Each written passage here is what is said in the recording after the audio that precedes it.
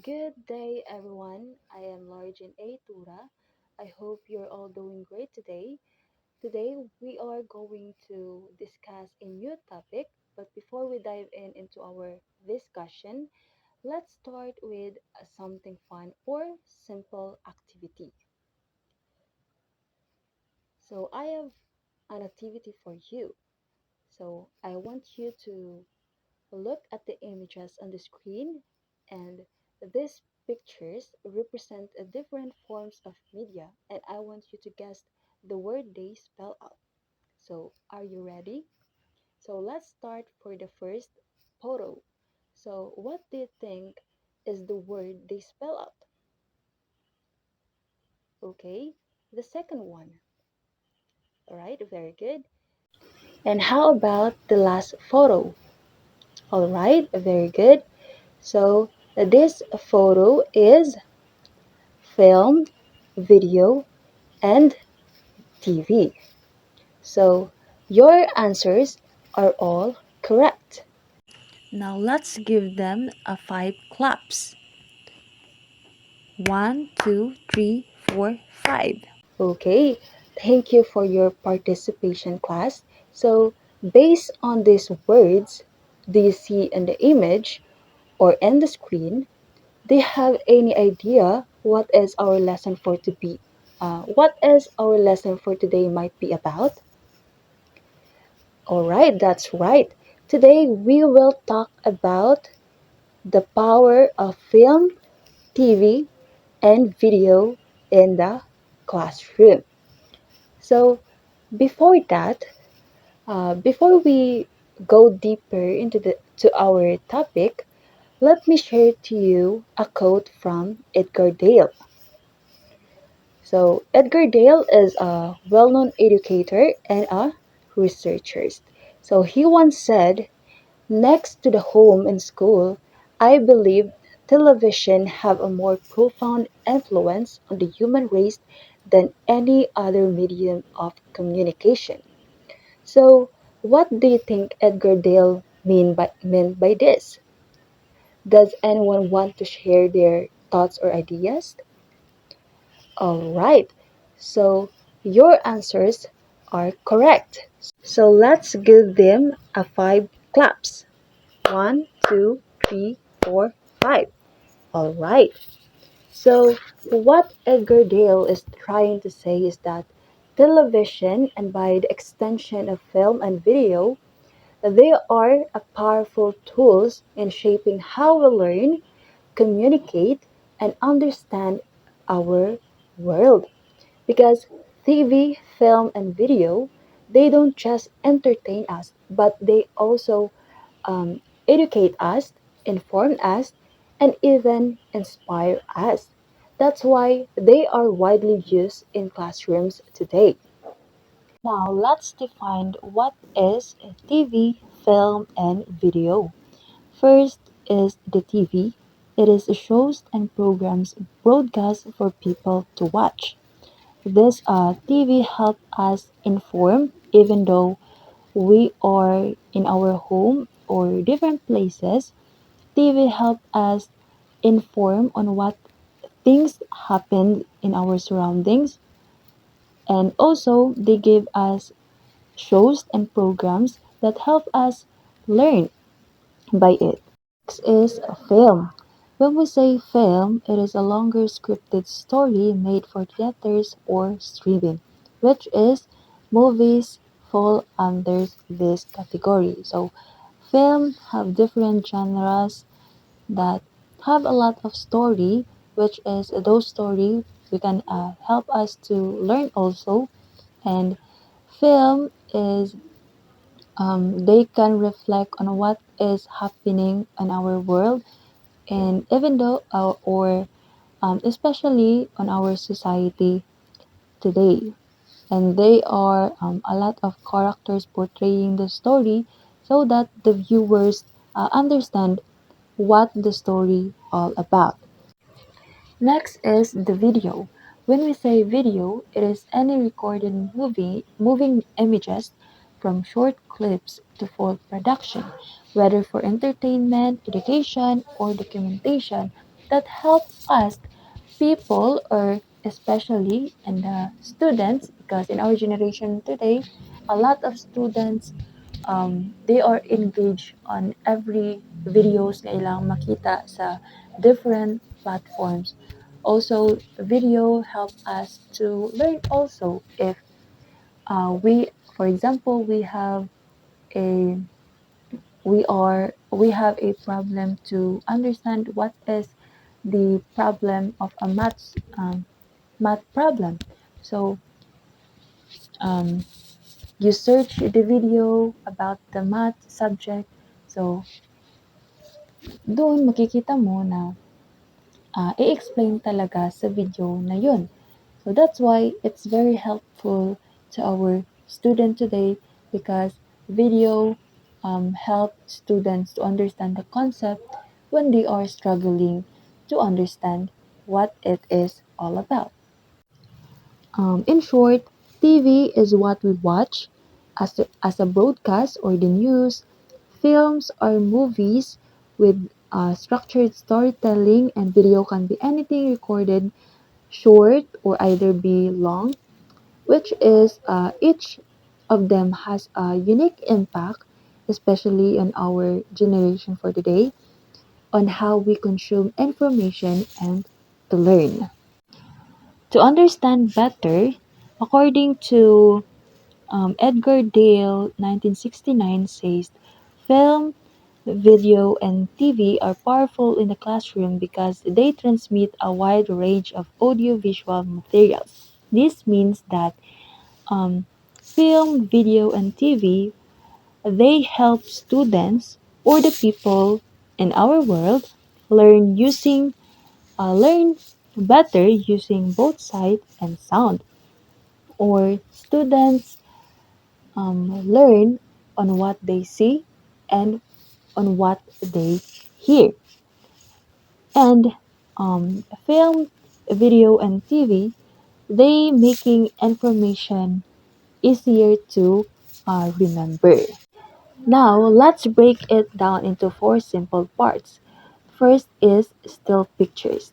So when we say still pictures, these are the photos or drawings, even images that explain things. So, as you as a teacher, if you want if you want your students to understand the concept better and to understand the concept um, easier, so pwede ka maggamit og mga photos or images para masabtan nila ang concept og dali. So for like example, you are explaining about a a dinosaur. So for example, dinosaur.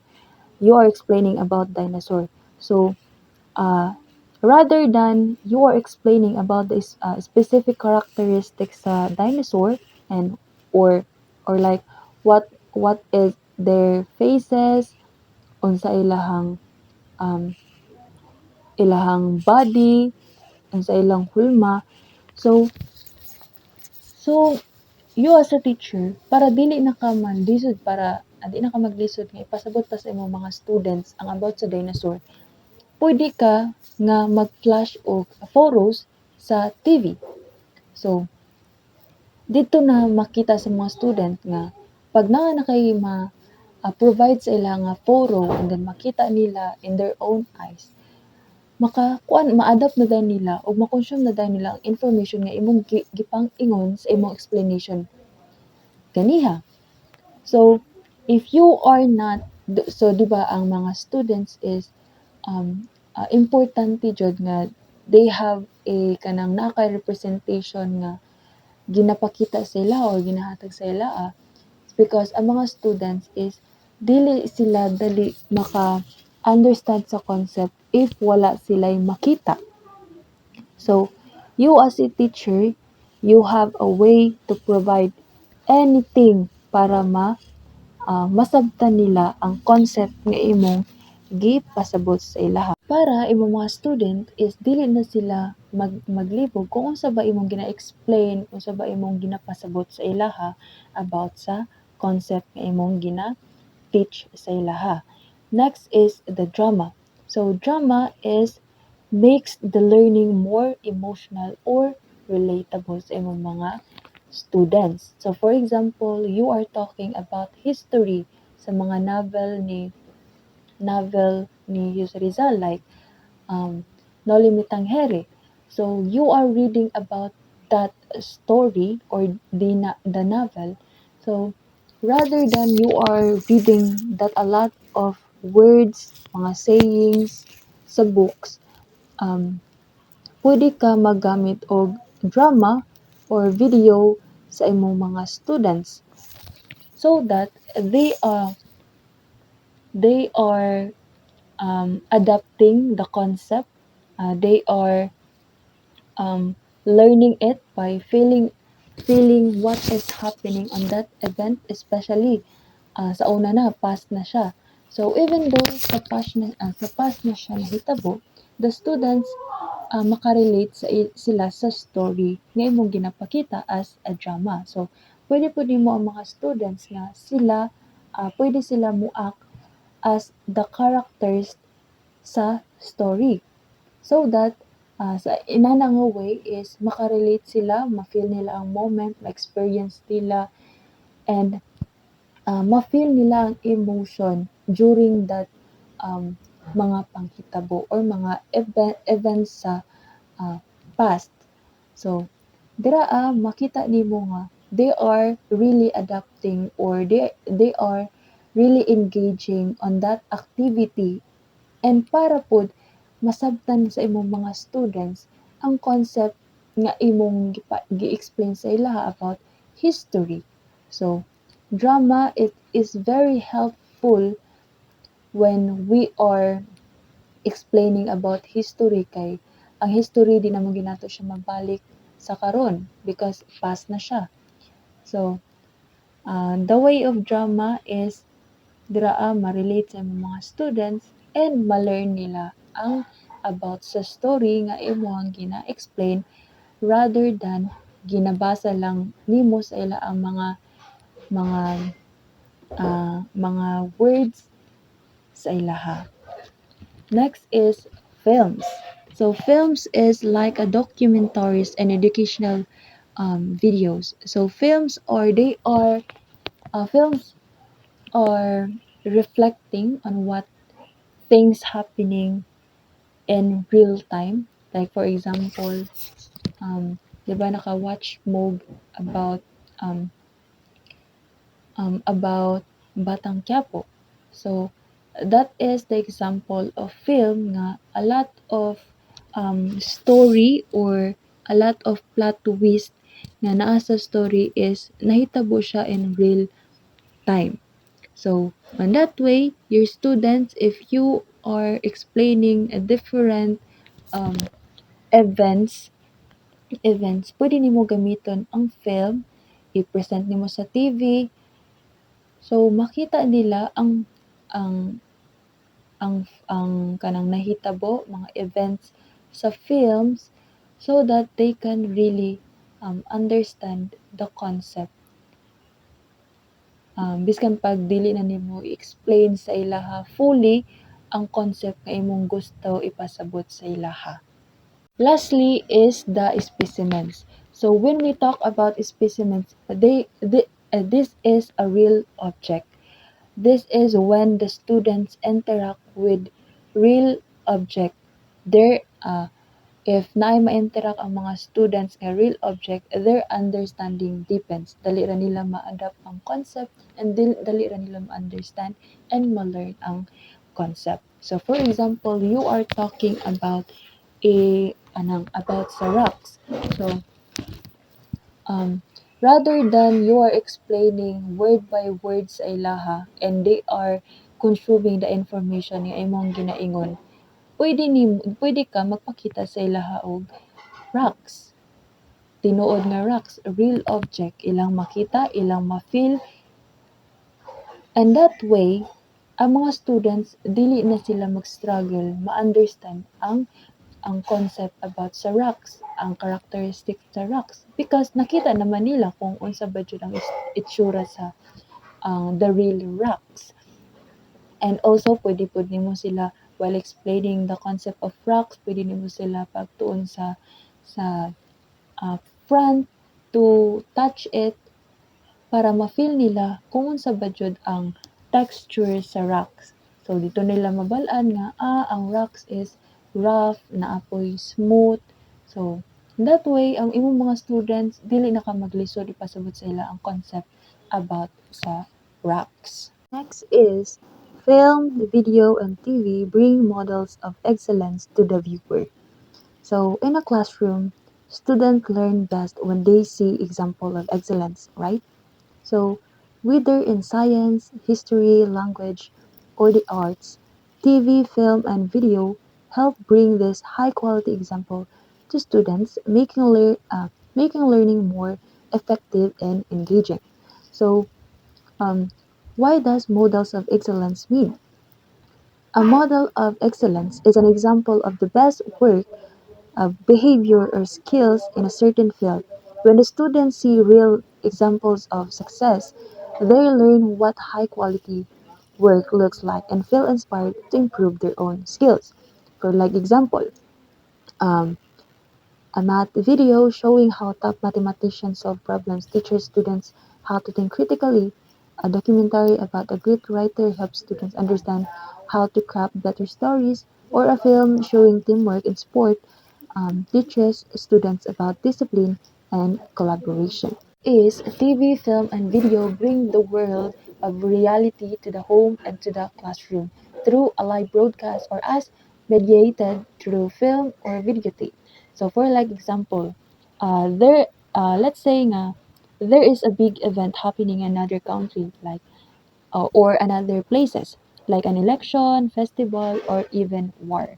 Um, it's because naanatay TV, film, and video, even though dili nato siya live makita, um, we don't have to witness all the happening or on what happening on that specific event because we have these tools na maging so even though naara ta sa itong mga balay, we don't have to be there physically to witness all the events. Kung say mga happening on that day, on that events, nga mga specific events nga nangyari ana ang mga places, it's because na natay TV, na natay video, mahimo na nato na siyang tools to make us inform o what is happening talaga on that event. So especially sa classroom, magamit po nato ni siya as a tools because our students nana sila freedom to not just witness all the events nga nangyari on that specific events because we have a videotape. Pwede na nato siya ipatanaw sila through film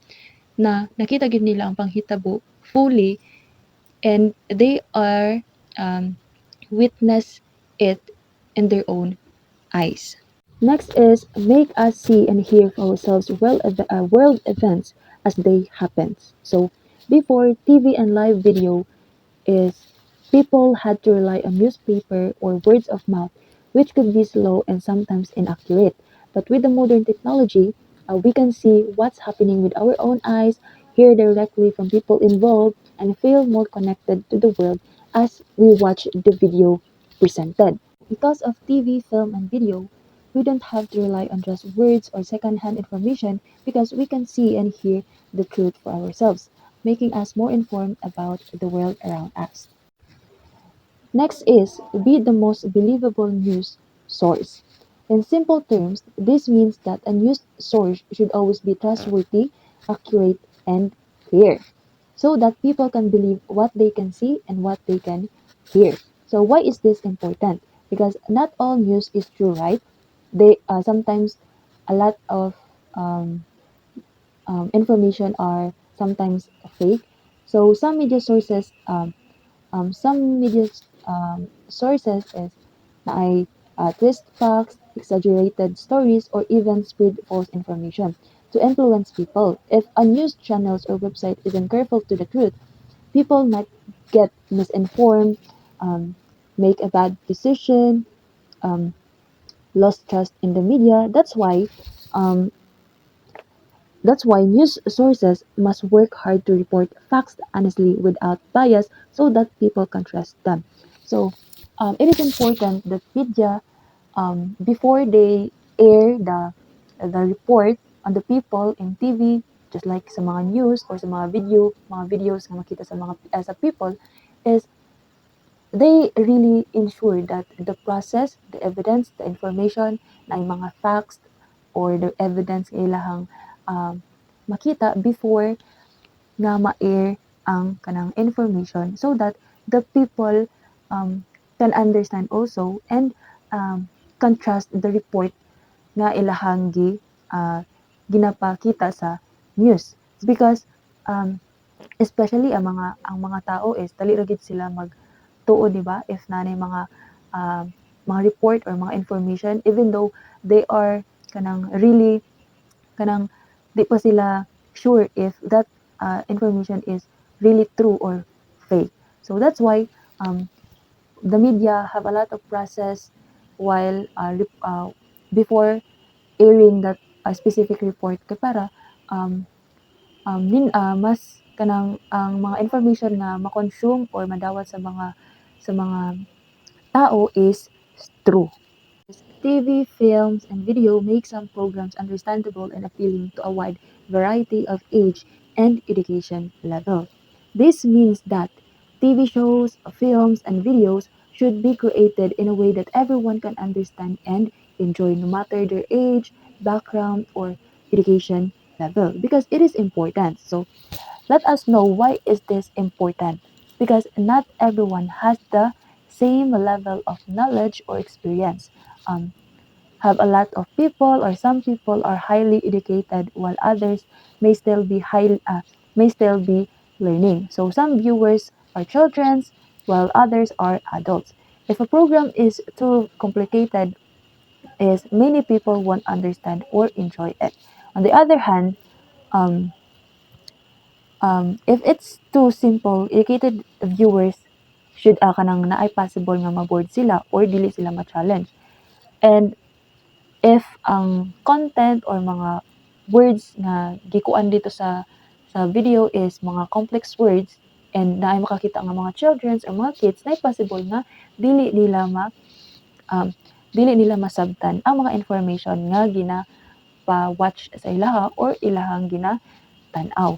So that's why it is important nga if ang mga video it is important that ang mga videos is naka-label gid siya or nakaum sa mga viewers, because dili lang man same og level sa understanding ang mga people. So that's why a lot of content creator, mga reports na na-joy appropriate sa mga bata, na po'y appropriate sa adults. And that way, mas masabtan nila and makalearn sila on that specific information nga ilahang gina-consume. Next is become a great equalizer of educational opportunity, because programs can be presented over national and regional networks. So now, TV, film, and video is dako kayo siya help when it comes to education, because TV, film, and video make education available to everyone, no matter where they live or their background is. Since educational programs can be broadcast nationwide and regionally, students in both cities and remote areas can access the same learning materials. Even though you are in a faraway places, you have the freedom to avail the education, even though you are not physically presented in the classroom, because TV, film, and video is nagahatag sila mga content or mga entertainment na maka-learn ta, maka-understand sa mga concept, and the way nga um, even though naara ta sa atong mga panimalay because of the problem of financial, and we are not presented or wala ta naka-avail sa education nga mag-adto gid siya, maadto ta mag-adto sa classroom. So maka-avail biskan pag ang mga kids is nara sila sa ilang mga balay because of the finances, no lack sila sa finances. So what do you think, class, na because of TV and video and film is makatabang gid siya when it comes to those people nga dili maka-avail sa education? Okay, very good. Uh, a lot of you say na dako gid siya help. It's because nanatay mga platform o mga tools na magamit nato even though wala taga eskwela sa um, nga naagit ta sa sulod sa room. So why is this important? Because TV, film, and video bring educational, rural, and underserved area. Even though far away, kanang sa kaunon, and do kana sa mga bukid-bukid, is maka-avail gyud siya education even though they are not physically presented sa classroom because magtanaw lang sila video, mga educational content is naa naman dito tanan, naa naman mga educational content nga makatabang sa ila. Biskan pag nara sila sa ilang balay, maka-learn gyapon sila. And um, also gives everyone the access to the same quality of education. So even though magtan-aw ra ka og video, mga educational content ng mga video sa TV is maka-access ka same sa mga bata nga nag-agtog sa eskwelahan. And also it helps during the emergencies.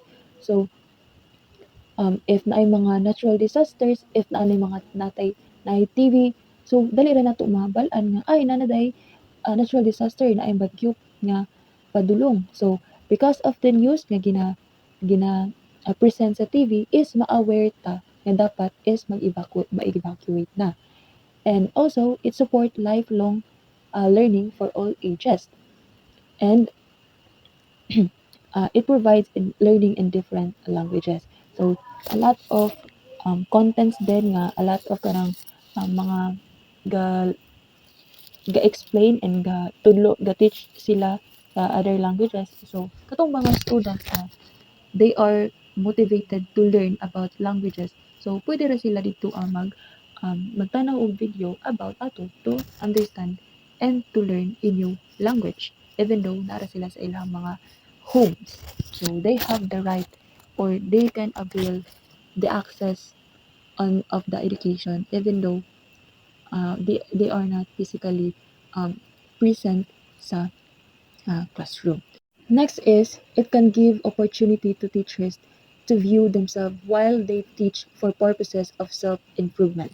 So do you agree on this statement, class? All right, that's great because the video dako kay siya tabang when it comes to if the teachers are willing to improve their strategies, their teaching. So, makatabang gyapon ang video by viewing themselves while they teaching. So, another is teachers can record themselves teaching using video and then watch the recordings to see how they can improve their teaching methods. And lastly is the TV, film, and video can be both instructive and enjoyable. When we say that TV, film, and video can be both instructive and enjoyable, we mean that they can teach us important things while also being entertaining. In the classroom setting, students learn best when they are interested and engaged, right? If a lesson is too boring, uh, there are a lot of possibilities that students lose their focus sa discussion. But if it's fun and exciting, they pay attention and understand better and being involved on that discussion. So, um, how can TV, film, and video be both instructive and enjoyable? So, there have a lot of way para ang classroom or imong discussion is instructive and enjoyable by using stories and real life examples, by making a difficult topic easier to understand because especially you are teaching elementary students because we are elementary educators. So um, you should be aware that you have to be katong mga topics is katong mga difficult topic is ma-understand gid nila. And then um, makip na ato atong mga students to be interested because a lot sa mga video na mga music na mga photos nga ilang makita and mga creative then appealing sa ilang pananaw. So bisan pagtan-awon and to involve and to listen that music matanaw nila ang mga images, so ma-engage sila, ma-motivate sila maminaw. It's because it's colorful to their eyes, ilhang madungog and ma-encourage pod nato ang participation. It's because ang video pwede nato siya mahimong activity. Mga film mo natong activity. So there have um a lot of kanang way na ma-interact maging interactive yung mga student. It to be napoy cooperation mahitabo. So dako kaayog tabang ang TV, film, and video when it comes to our inside our classroom to be instructive and enjoyable while they are learning and to be involved in that discussion. I think that's all for my report. Thank you everyone for listening and watching. Thank you.